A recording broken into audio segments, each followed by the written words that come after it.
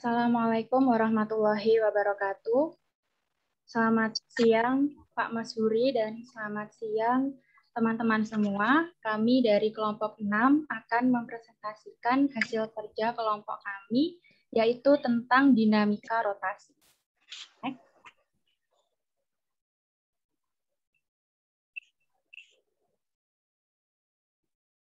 Pertama-tama, izinkan saya untuk memperkenalkan anggota kelompok kami. Saya sendiri, Dea Rizky Arisandi, ada teman saya, Ferdi Aditya, Eliza Fadilah, Daniel Egidio, Hanifah Hanindita, Angelika Rahel, dan Wardatus Sabila. Next.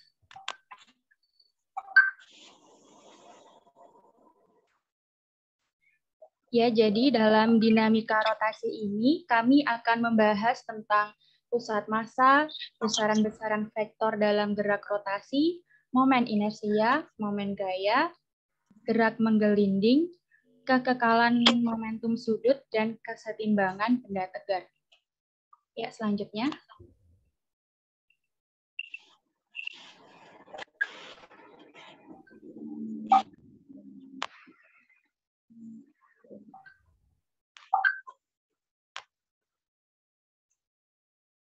Untuk sebab yang pertama yaitu pusat massa. Pusat massa adalah posisi yang mana seakan semua massa terkonsentrasi pada satu titik. Percepatan gravitasi bumi, G, akan mengakibatkan sebuah benda bermassa M mengalami gaya berat yang arahnya selalu ke bawah menuju pusat bumi. Maka semua partikel zat di dalam suatu benda juga mengalami gaya tarik bumi, dan gaya tunggal yang disebut gaya berat merupakan resultan semua gaya tarik tersebut. Arah gaya tiap-tiap partikel menuju pusat bumi. Tetapi karena jarak ke pusat bumi itu demikian sangat jauhnya, sehingga gaya dapat dianggap sejajar satu sama lain. Jadi, berat suatu benda adalah resultan dari jumlah besar objek gaya yang sejajar. Nah, pusat massa dibagi menjadi 3, ada panjang 1 dimensi, luas 2 dimensi, dan volume 3 dimensi. Dalam koordinat 2 dimensi, pusat massa berada dalam koordinat X, Y dengan X-nya M1, G1, X1 itu ditambah sesuai jumlah bendanya, sehingga menghasilkan, kalau disingkat, ini sigma M kali X per sigma M. Rumus tersebut didapat dengan apabila benda terbagi-bagi menjadi sejumlah besar partikel yang beratnya W1, W2, dan seterusnya. Dan jika diasumsikan koordinat partikel-partikel itu adalah X1 dan Y1 serta X2 dan Y2 dan begitu seterusnya. Next.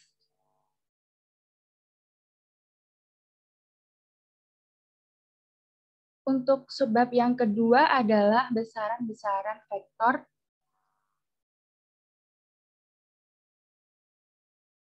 Besaran-besaran vektor pada gerak rotasi.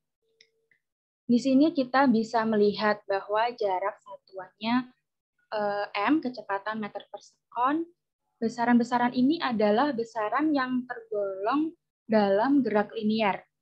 Kalau bendanya gerak melingkar, kita pakai besaran ini ada theta, omega, sama alfa. Theta satuannya radian, omega satuannya radian per sekon, dan alfa satuannya radian per sekon kuadrat. Ini adalah besaran-besaran yang akan kita gunakan untuk membahas tentang gerak yang melingkar atau gerak rotasi.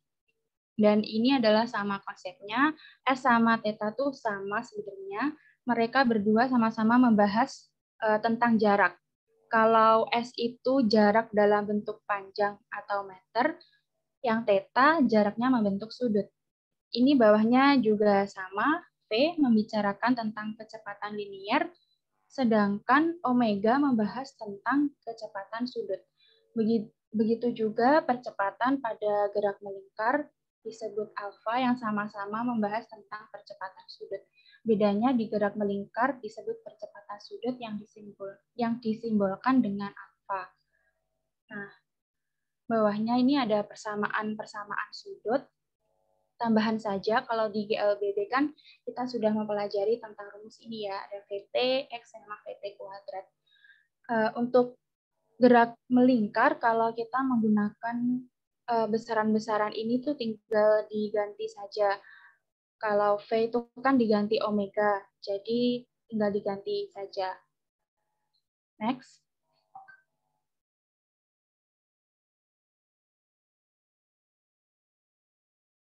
Nah, ini jadi yang sama ini kita pelajari kan ada gaya, massa, momentum, sama energi kinetik sama daya.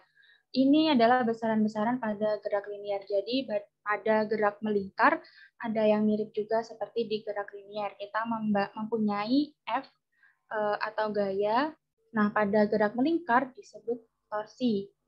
Dan ini seterusnya.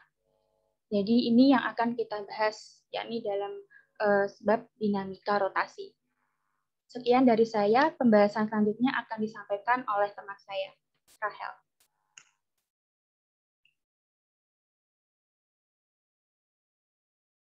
Baik, untuk subbab selanjutnya adalah momen inersia. Jadi momen inersia adalah suatu ukuran yang menyatakan tingkat kesulitan atau ukuran kelembaman suatu benda untuk berotasi terhadap porosnya, yang dimana semakin besar momen inersia benda, maka akan semakin sulit benda tersebut untuk berotasi atau memutar. Untuk rumusnya sendiri, momen inersia mempunyai rumus yaitu I dikali M dikali R, I sama dengan M dikali R kuadrat, yang dimana I sendiri merupakan momen inersia dengan satuan kilogram per meter kuadrat, yang lalu massa itu sebagai massa partikel dengan satuan kilogram, lalu selanjutnya ada R sebagai jarak partikel ke poros. Lanjut.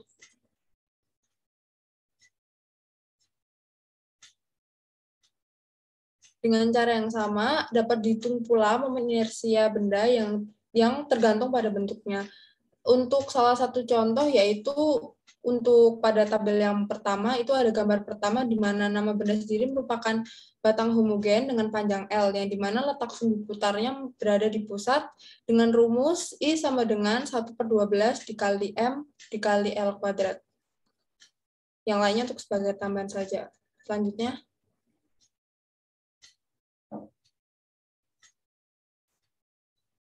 Mungkin bisa dilanjut ke subbab selanjutnya. Oke, subbab selanjutnya adalah momen gaya. Lanjut. Momen gaya sendiri merupakan gaya yang menyebabkan benda berputar atau berotasi. Momen gaya sering pula disebut dengan torsi yang dinotasikan dengan torque dan memiliki satuan Newton meter. Next. Ya, untuk rumus momen gaya sendiri yaitu torsi sama dengan gaya dikali R, atau bisa juga torsi sama dengan gaya dikali R dikali sin theta, di mana torsi sendiri merupakan momen gaya dengan satuan Newton meter, lalu gaya dengan satuan Newton, dan juga R atau lengan gaya dengan satuan meter. Next.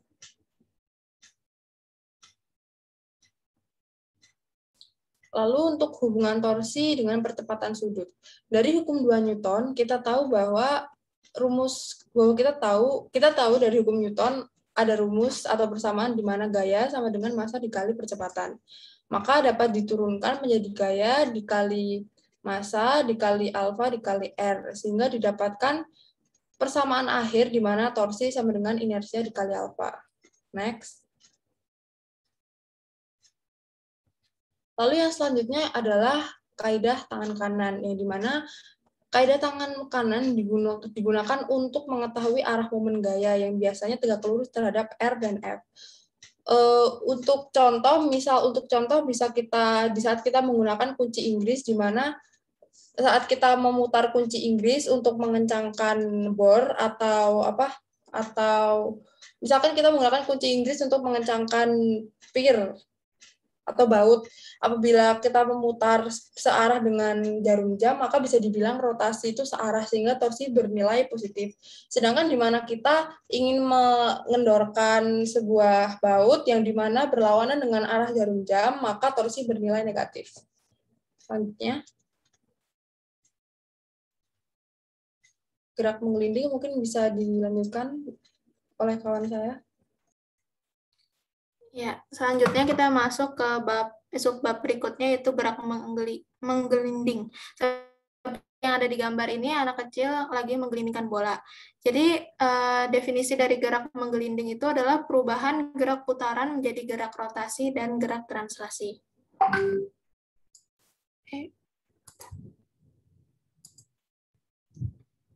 Nah, jadi gerak menggelinding itu bisa kita tinjau dari dia gerak translasi sama gerak rotasinya.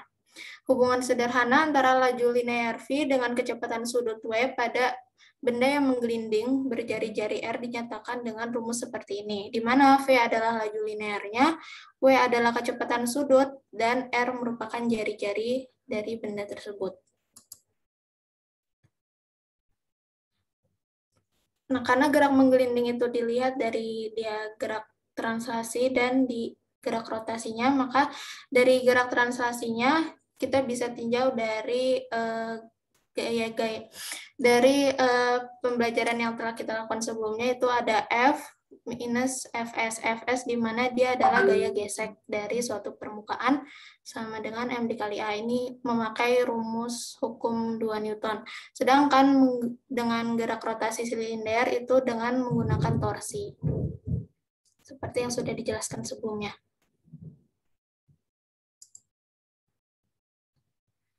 Nah, ini contoh, ini penggambaran, ini penggambaran gaya dari suatu benda yang menggelinding. Di sini ada gaya-gayanya, gaya yang bekerja. Terus dari gerak translasi silinder yang tidak mengalami selip itu, dia di mg sin theta min fs sama dengan ma. Terus yang di rotasi silinder ini ada inersia dikali A per R, terus ada percepatan gerak translasi silindernya ini dapat seperti ini. Selanjutnya ada energi kinetik rotasi. Sama seperti gerak translasi, di rotasi ini juga ada energi kinetiknya. Kalau misalnya di translasi kita mengenal rumus ini setengah mv kuadrat, kalau misalnya di rotasi, karena V-nya itu didefinisikan sebagai R dikali W, dan I-nya M kali R kuadrat, maka kinetik rotasinya ini setengah dikali I dikali W kuadrat. Sedangkan eka totalnya ini dihitung dari eka translasi plus eka rotasi. Adapun dengan usaha dan daya sama seperti gerak translasi, namun dengan persamaan yang berbeda, yaitu W sama dengan torsi dikali delta theta, sedangkan untuk dayanya sendiri adalah torsi dikali W. Selanjutnya ada subbab tentang kekekalan momentum sudut. Jadi kekekalan momentum sudut ini prinsipnya sama seperti kekekalan momentum di linear. Itu kalau misalnya di linear itu kekekalan momentum sama dengan M dikali V, sedangkan kalau misalnya di momentum sudut dinyatakan dengan I inersia dikali W. Selanjutnya akan dijelaskan oleh teman saya Bila.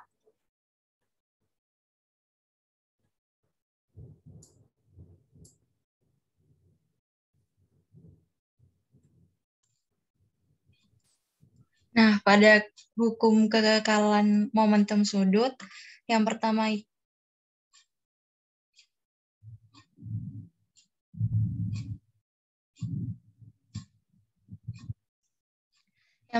menyatakan bahwa momentum sudut total pada benda yang berotasi tetap konstan jika torsi total yang bekerja sama dengan 0. Ini ada hukum Newton 2 di mana F sama dengan M kali A. Sama dengan M, A ini merupakan turunan kecepatan terhadap fungsi waktu. terus diturunkan lagi sehingga menjadi turunan momentum terhadap waktu.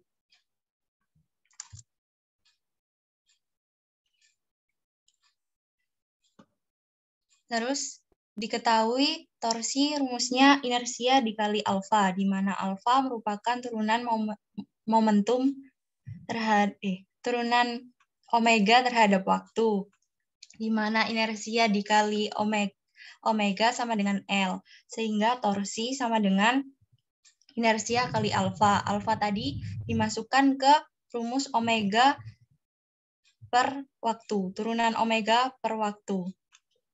Jadi dihasilkan turunan L terhadap waktu.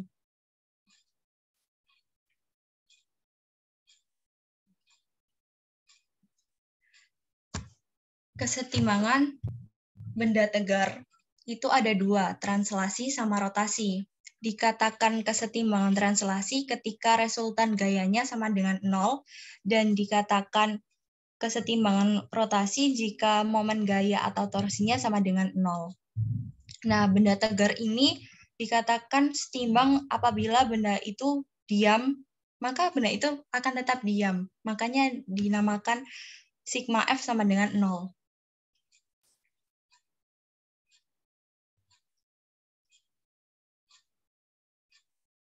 Ya, ini rumusnya.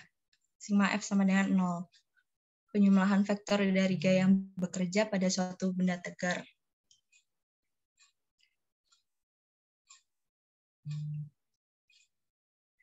Nah, kesetimbangan benda tegar ini menyebabkan gaya rotasi pada benda, menyebabkan adanya gerakan menggelinding, dan gaya yang garis aksinya tidak melalui satu titik umum.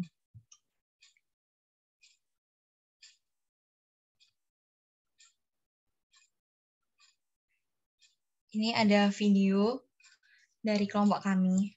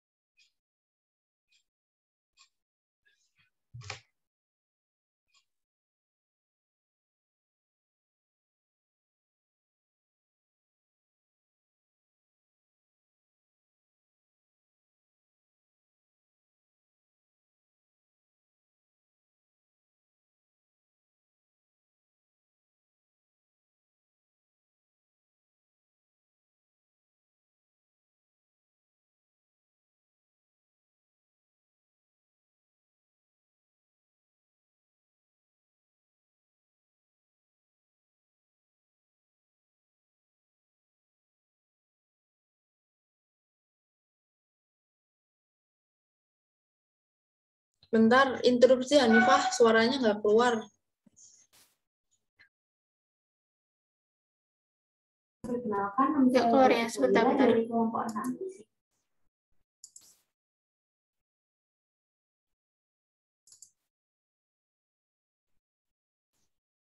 Coba lagi ya.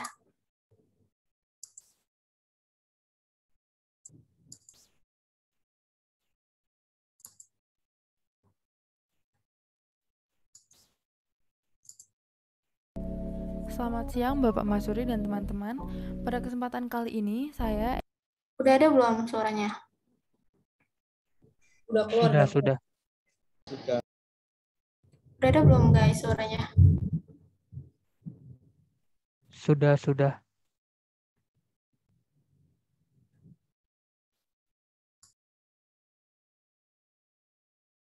Angelika Rahel sebagai perwakilan dari kelompok 6 yaitu kelompok dinamika rotasi akan menampilkan sebuah video mengenai subbab yaitu torsi atau momen gaya. Pada gerak rotasi, sebuah benda hanya dapat berubah geraknya dari diam menjadi berputar jika pada benda itu diterapkan sebuah gaya. Perubahan gerak pada gerak rotasi berupa perubahan kecepatan sudut. Perubahan gerak rotasi terjadi karena adanya gaya pemutar yang disebut dengan momen gaya atau torsi. Atau dapat kita petik bahwa momen gaya adalah seberapa besar gaya yang diberikan untuk memutar suatu benda terhadap suatu poros tertentu, atau kecenderungan gaya dalam memutar suatu benda. Rumus pada subbab materi momen gaya ini adalah torsi sama dengan R dikali F, atau bisa juga torsi sama dengan R dikali F dikali sin theta, di mana R adalah lengan gaya dengan satuan meter, lalu F adalah gaya dengan satuan Newton, dan juga torsi yaitu momen gaya dengan satuan Newton meter, lalu theta yaitu sebagai sudut apit di antara F dan R. Implementasi dari materi dinamika rotasi ini sering kita temui dalam kehidupan sehari-hari. Contohnya saat kita membuka dan menutup pintu. Saat menarik dan mendorong ganggang pintu dengan gaya F, maka pintu akan mengayun terbuka dan tertutup. Ayunan terbuka atau tertutup pada pintu menunjukkan bahwa pintu mengalami gerak rotasi yang memiliki sumbu putar pada engsel. Misal kita anggap engsel sebagai sumbu putar atau poros, maka jarak ganggang pintu ke poros adalah lengan momen. Kita ingat kembali rumus persamaan torsi, bahwa torsi sebanding dengan lengan momen dan gaya, yang berarti semakin besar lengan momen dan gaya yang diberikan, maka semakin besar pula torsi yang dihasilkan, sehingga pintu dengan mudah dapat terbuka. Jika kita aplikasikan, maka akan lebih mudah membuka atau menutup pintu dengan mendorong atau menarik gagang pintu di bagian ujung atau bagian paling jauh dari poros atau engsel pintu. Namun, apabila kita membuka atau menutup pintu dengan gaya yang sama besar di bagian tengah atau dekat dengan poros, maka pintu akan lebih sulit terbuka atau tertutup karena akan memiliki lengan momen yang lebih kecil. Jadi, semakin jauh letak ganggang pintu dengan engsel, maka momen gayanya akan semakin besar sehingga pintu lebih mudah untuk dibuka. Sebaliknya, semakin dekat letak ganggang pintu dengan engsel atau poros, maka momen gayanya akan semakin kecil, sehingga menyebabkan pintu lebih sulit untuk terbuka. Sekian video dari saya, dan terima kasih.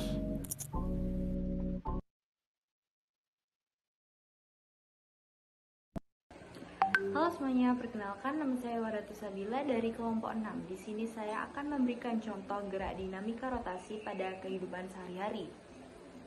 Di sini saya mengambil contoh dari kunci Inggris.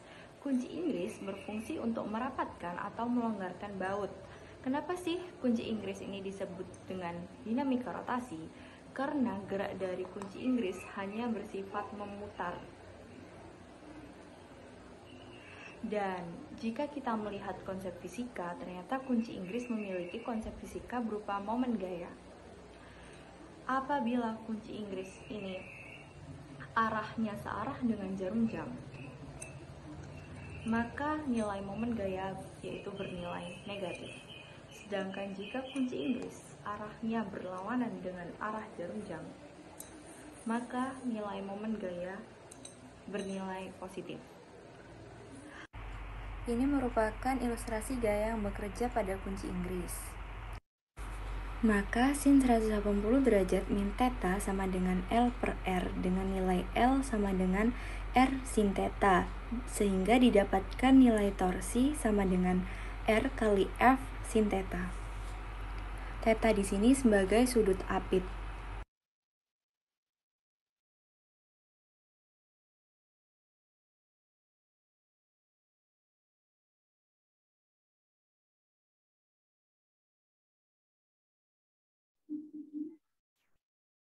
Selanjutnya, di sini ada latihan soal. Next. Di sini soal pertama, ada sebuah benda kecil bermassa 0,1 gram bergerak mengelilingi sumbu Y dengan besar jari-jari 4 cm. Benda tersebut berputar dengan percepatan sudut 1 radian second kuadrat. Tentukan besar momen inersia benda. Next.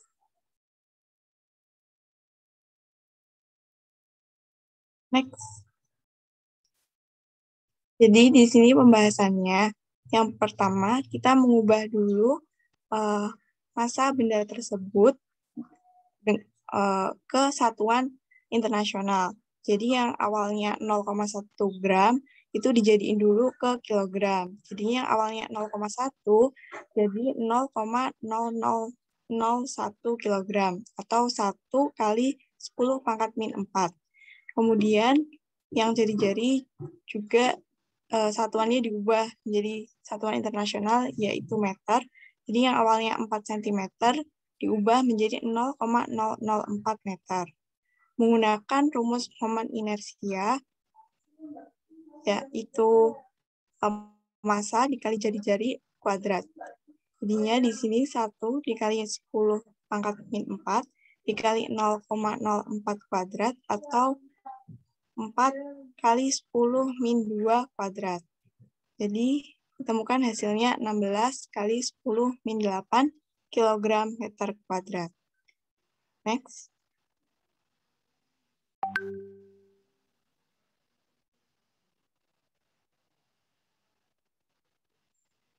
Di sini soal berikutnya. Seperti pada gambar di samping, 3 partikel dihubungkan dengan bidang ringan tidak bermassa, terletak pada satu sistem koordinat. Tentukan pusat massa sistem tersebut. Mungkin bagi teman-teman ada yang mau mencoba menjawab, dipersilahkan.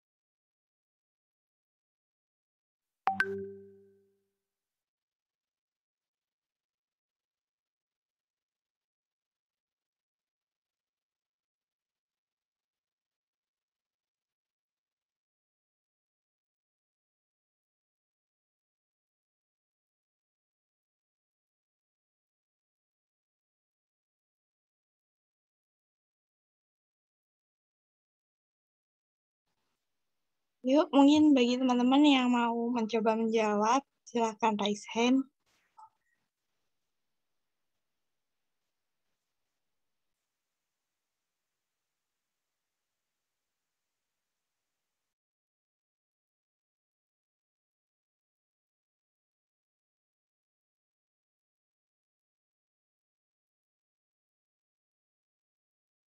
Mungkin bagi teman-teman yang belum ada yang raise hand untuk menjawab, mungkin bisa kita tunjuk kali ya.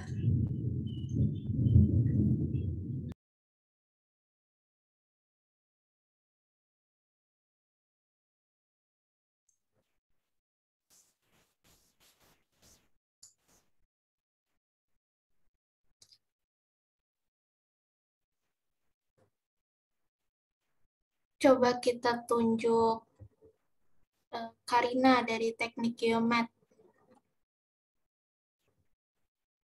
Aku belum selesai. Udah ada yang belum selesai belum, guys?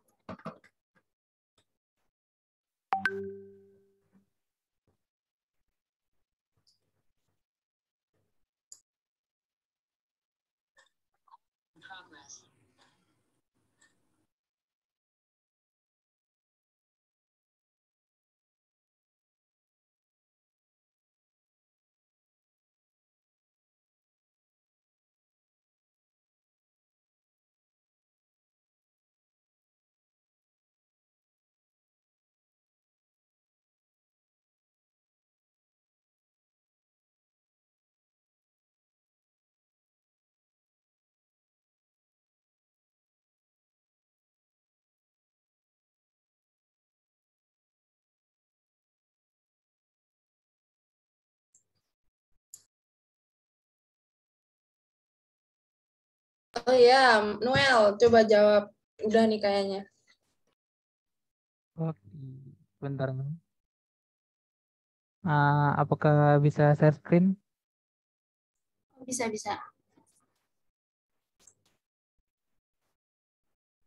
Oke.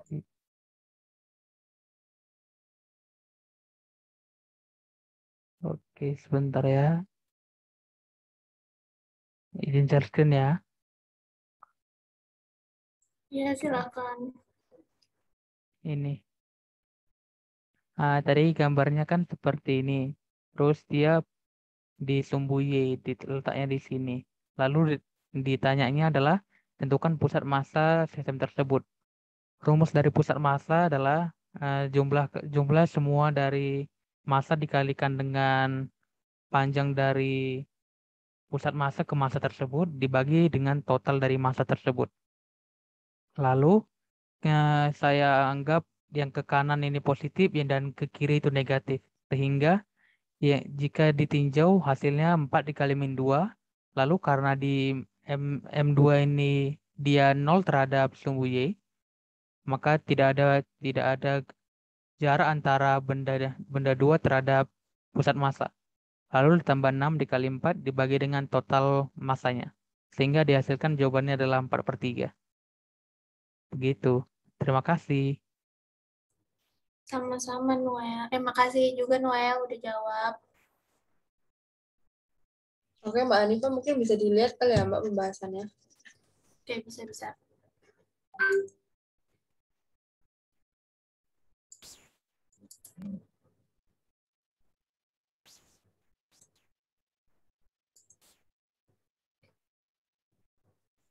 Jadi benar, guys, jawaban Noel.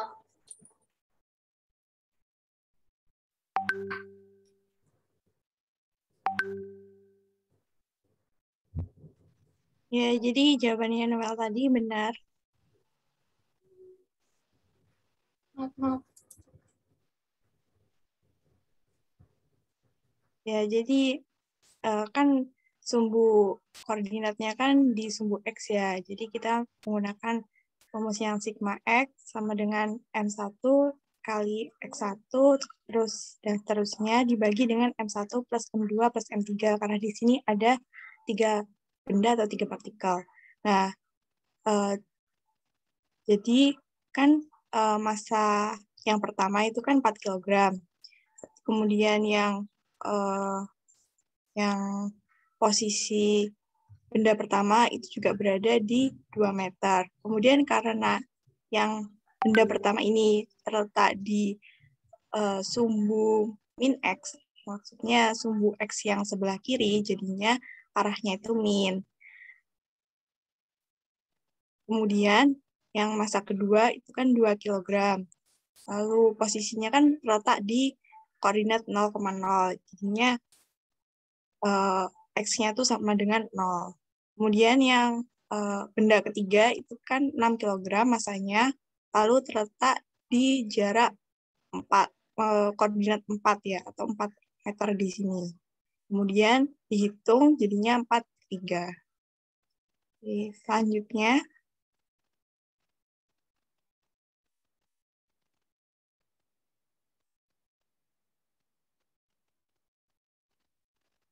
nah, jadi di sini soal selanjutnya ada sebuah bola memiliki jari-jari R dan massa M. Momen inersia terhadap pusat massa ini adalah 2/5 mr kuadrat. Berapakah momen inersia bola terhadap sumbu yang menyinggung bola? Mungkin bisa dicoba lagi oleh teman-teman. Bisa dipersilahkan langsung raise hand yang sudah menemukan jawabannya.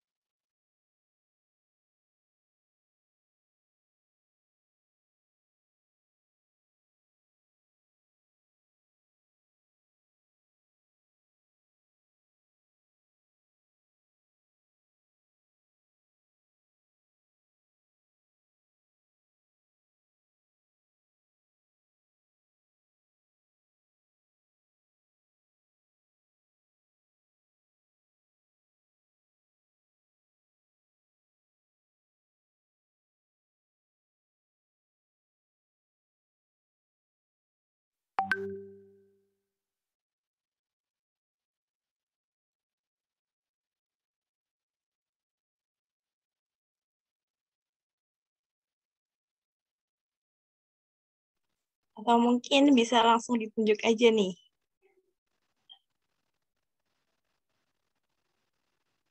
Hmm,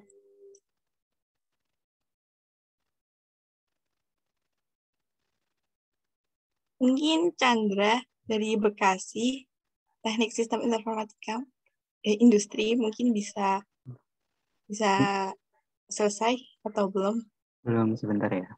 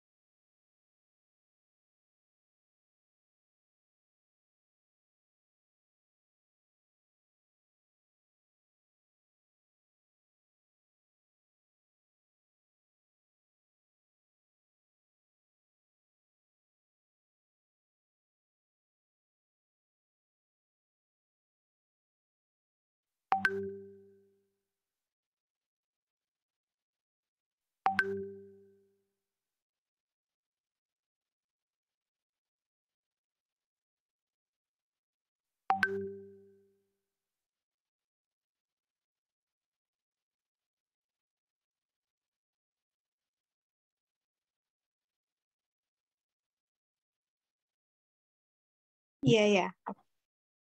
Jadi IS itu sama dengan IPM plus MD kuadrat. Jadi nanti ketemunya di sini kan IPM-nya itu 2/5 MR kuadrat ditambah MD kuadrat itu jadi MR kuadrat. Jadi ketemunya 7/5 MR kuadrat.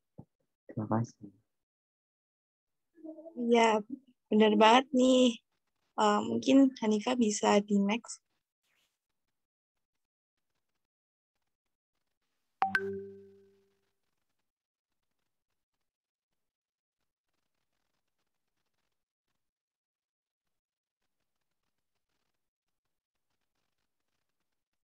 Ya, jadi jawabannya 7/5 MR kuadrat. Jadi di sini kita menggunakan momen inersia dalil sumbu sejajar atau teorema Steiner. Jadi dalil sumbu sejajar ini tuh saat menyatakan bahwa momen inersia itu pada suatu sumbu yang paralel atau berjarak D dari sumbu yang melalui pusat massa. Dengan persamaan I sama dengan I inersia pusat massa ditambah massa jari-jari kuadrat.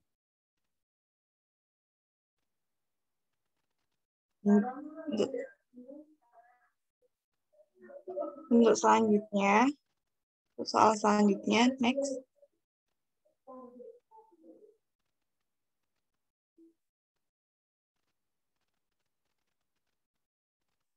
Dan untuk selanjutnya akan dipandu oleh teman saya, Daniel, dipersilakan.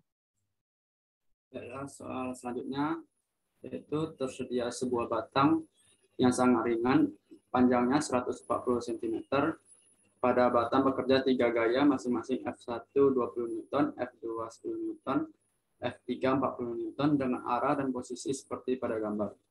Besar momen gaya menyebabkan batang rotasi pada pusat massanya adalah mungkin ada yang ingin mencoba menjawab, dipersilakan.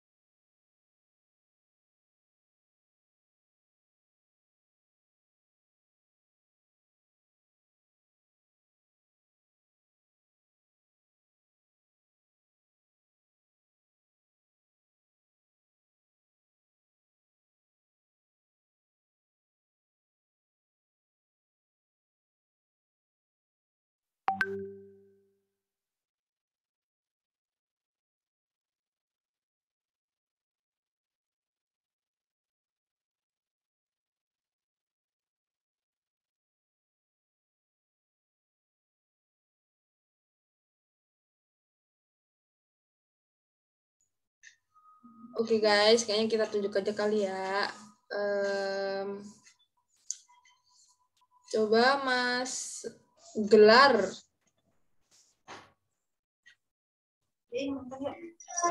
Oke, sebentar ya.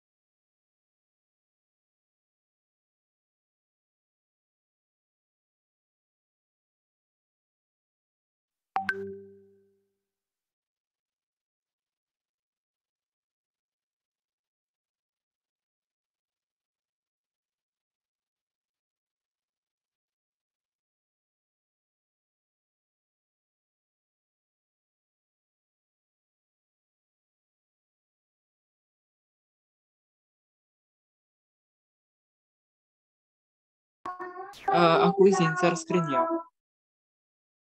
Iya, silahkan.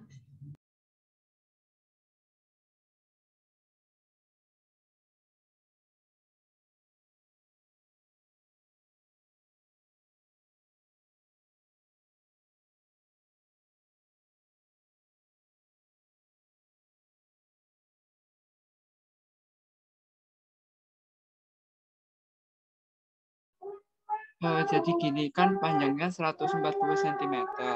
Nah, yang diketahui itu panjang dari F2 sampai ke kanan itu 1 cm. Berarti sisanya itu kan 40 cm. Nah, untuk jarak F2 ke pusat itu berarti 30 cm. Nah, terus sigma torsi itu sama dengan min torsi 1. Kenapa kok min? Karena arah dari F1 ini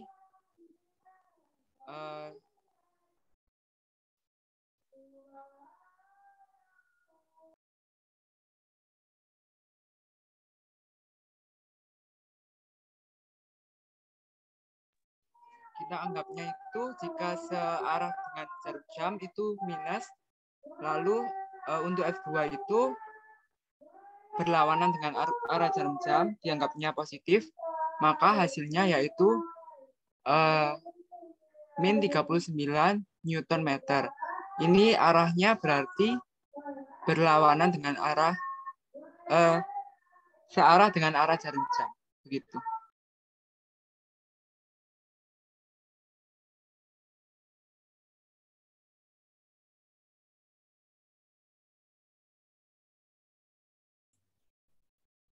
Baik, terima kasih Gelar. Mungkin untuk pembahasannya boleh dilihat.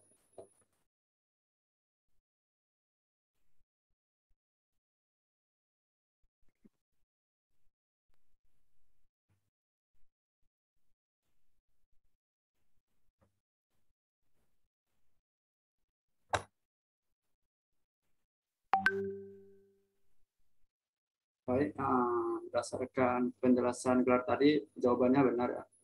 Jadi di sini pusat masanya di tengah, jadi torsi itu gaya dikali dengan jarak gaya itu terhadap pusat, di mana searah jarum jam bernilai positif, bernilai negatif, dan yang berlawanan bernilai positif, sehingga mendapatkan minus 39. Lalu untuk soal selanjutnya,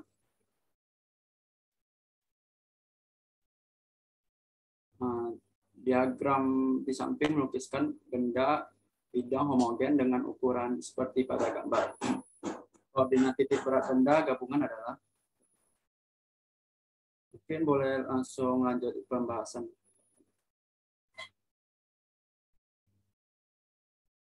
Ya, karena benda tersebut homogen, artinya itu dia simetris. Jadi untuk sumbu X-nya itu kita dapat mengambil titik tengahnya tersebut, di mana untuk perseginya itu 1 sampai koordinat X 1 sampai 5, berarti titik tengahnya itu adalah 3, juga segitiga di atasnya.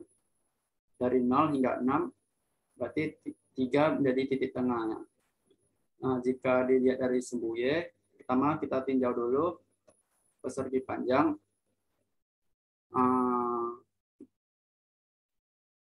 Yaitu tinggi persegi panjang tersebut kita bagi 2, didapatkan 3/2. Untuk segitiga, tingginya tersebut kita cari titik tengahnya dan kita tambahkan 3 karena segitiga berada pada sumbu Y 3, sehingga didapatkan 3 ditambah 1/3 kali 6 sama dengan 5. Kemudian untuk titik berat gabungannya itu rumusnya Y1 kali A1 tambah Y2 kali A2 per A1 kali A2. Sehingga perhitungan sebagai berikut. Jadi titik koordinat beratnya itu 3 untuk sumbu X dan pada sumbu Y 3,36. Next.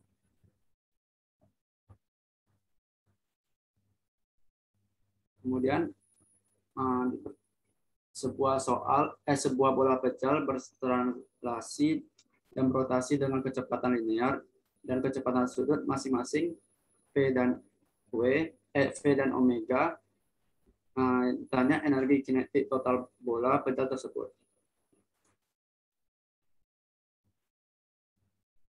Sebagaimana yang telah dijelaskan pada presentasi sebelumnya, energi kinetik total itu yaitu energi kinetik translasi ditambah dengan energi kinetik rotasi.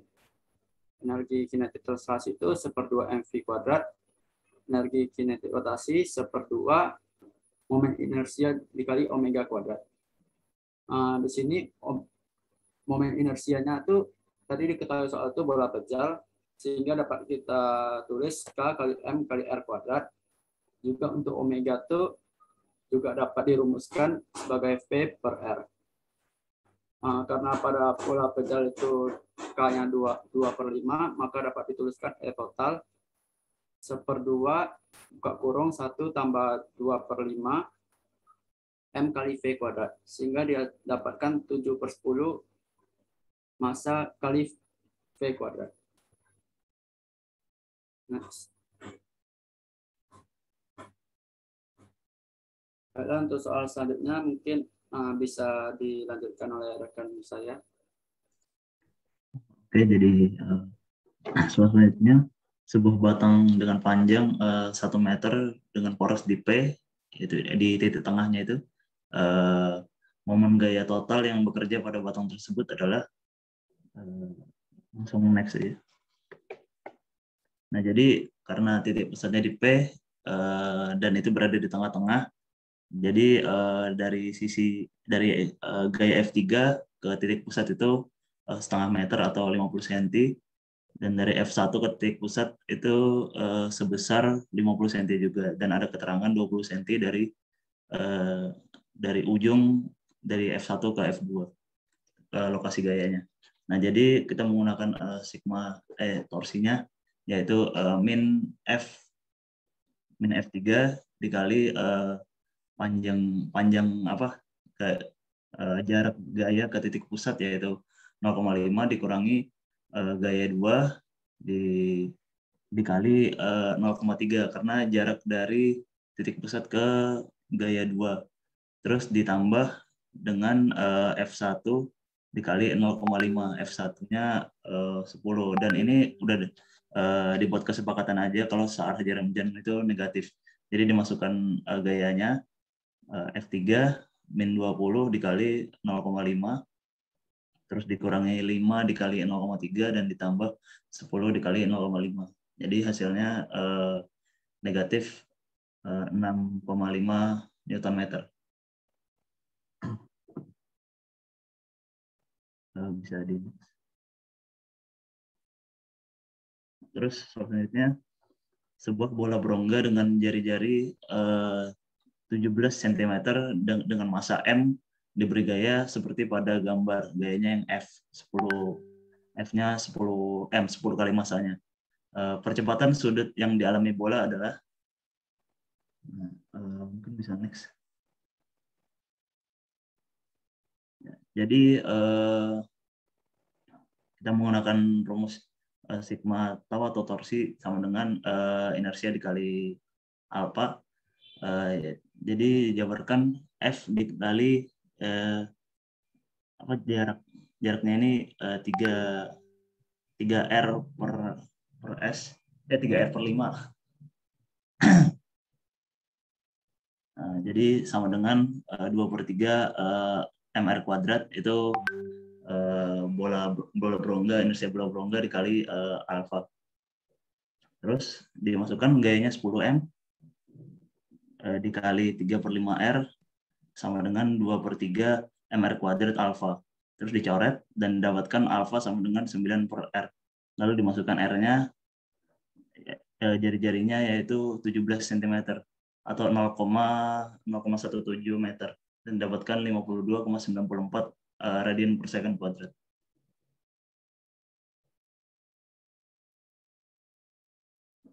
Terus sebuah batang yang panjangnya 1 meter dengan poros di P, P-nya di ujung sebelah kiri. Momen gaya total yang bekerja pada batang adalah itu sudutnya 30 semua ya. Bisa di next.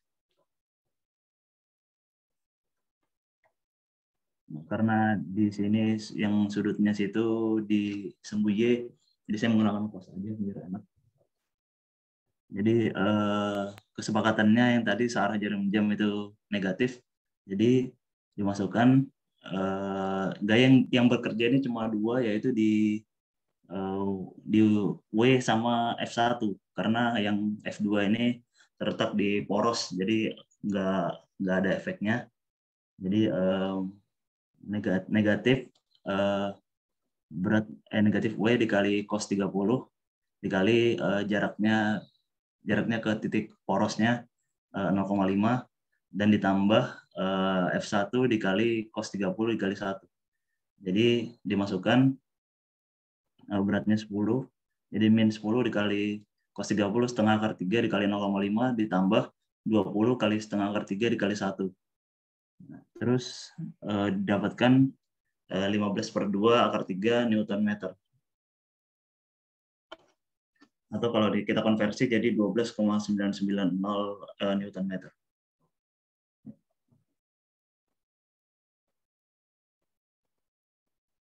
Mungkin bisa dilanjutkan oleh yang lain.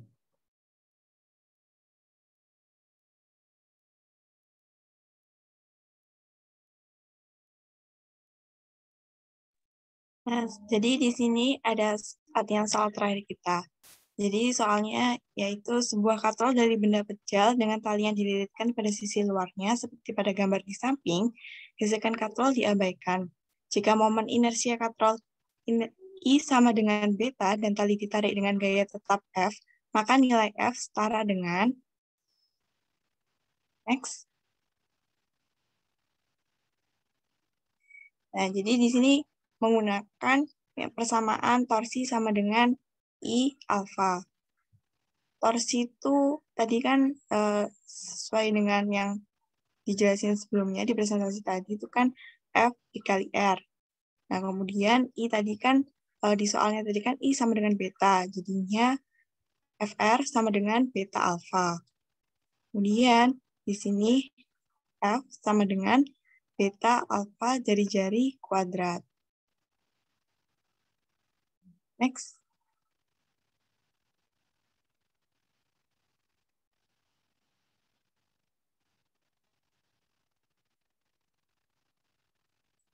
Mungkin bagi teman-teman ada yang memiliki pertanyaan atau ada pertanyaan, silahkan.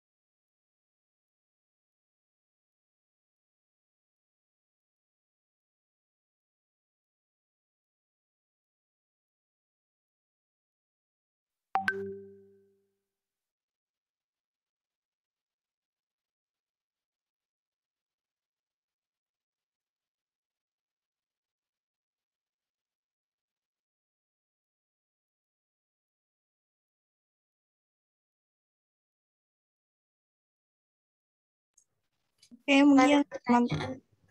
ya mungkin.